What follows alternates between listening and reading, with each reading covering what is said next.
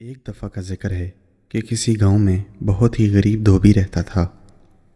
کپڑوں کی دھلائی کے ساتھ ساتھ اس کو آسمان کو قریب سے دیکھنے کا بہت شوق تھا۔ وہ اور اس کی بیوی روز دھوبی گھاٹ پر کپڑے دھونے جاتے تھے۔ ایک روز جب اس کی بیوی کپڑے سکھا رہی تھی، اس کی نظر آسمان پر پڑی اور کیا دیکھتی ہے کہ آسمان سے ایک ہاتھی اڑتا ہوا زمین پر اتر رہا ہے، اور جیسے ہی وہ زمین پر اترا تو وہ غائب ہو گیا۔ 2-3 روز تک وہ یوں ہی ہاتھی کو زمین پر اترتا دیکھتی رہی۔ ایک رات اس نے یہ سارا ماجرا دھوبی کو بتایا۔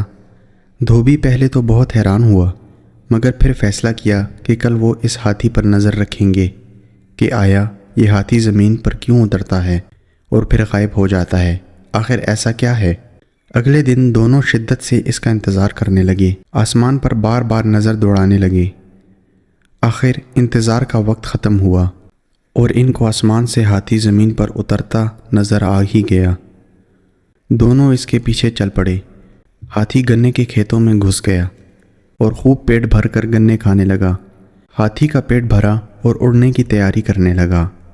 جیسے ہی اس نے اڑان بھری، دونوں میاں بیوی نے بھی ہاتھی کی دم پکڑ لی اور ہاتھی کے ساتھ اڑنے لگے۔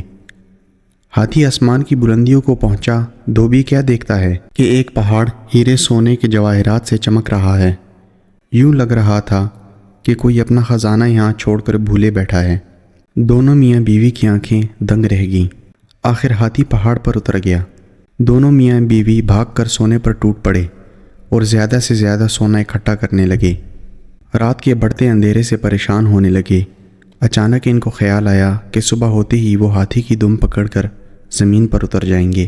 آخر صبح ہوئی اور ویسا ہی کیا جو انہوں نے سارا رات سوچتے گزاری۔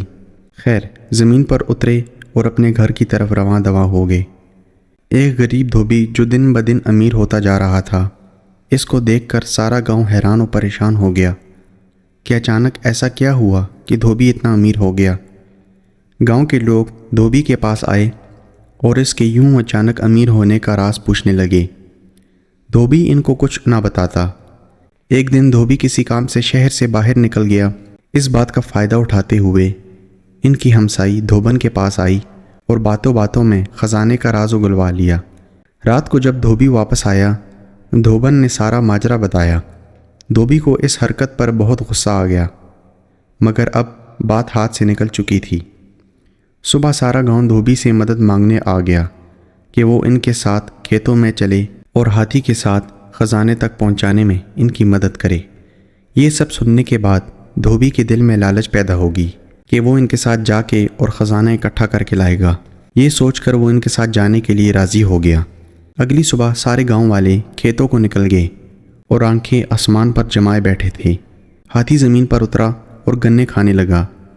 سب گاؤں والے اس طاق میں بیٹھے تھے کہ جیسے وہ گنے کھا کر فارغ ہوگا، وہ سب اس کی دم پکڑ کر اس خزانے تک پہنچ جائیں گے۔ جیسے ہی ہاتھی اڑنے لگا، سب نے اس کی دم پکڑ لی۔ دھوبی سب سے آگے اس کی دم پکڑے تھا اور یوں اس کے پیچھے ایک لمبی قطار میں پورا گاؤں ایک دوسرے کو پکڑے ہاتھی کے ساتھ اڑتے چلے جا رہے تھے۔ سب گاؤں والے آپس میں باتیں کرنے لگے کہ وہاں اتنا خزانہ ہوگا کہ ہم سب لے کر آ سکیں گے۔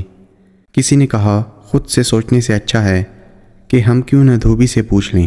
ایک گاؤں والے نے پوچھا، دھوبی وہاں کتنا سونا ہے؟ دھوبی خزانے کی لالچ میں گاؤں والوں کے ساتھ چل دیا تھا۔ دم کو چھوڑتے ہوئے ہاتھوں کے زاویے سے کہنے لگا، اتنا زیادہ۔ یہ کہنے کی دیر تھی کہ سب زمین پر سر کے بل گر پڑے اور ہاتھی مزے سے آسمان میں اپنی اڑان بھرنے لگا اور گاؤں والوں کو ان کی لالچ کی سزا مل گئی۔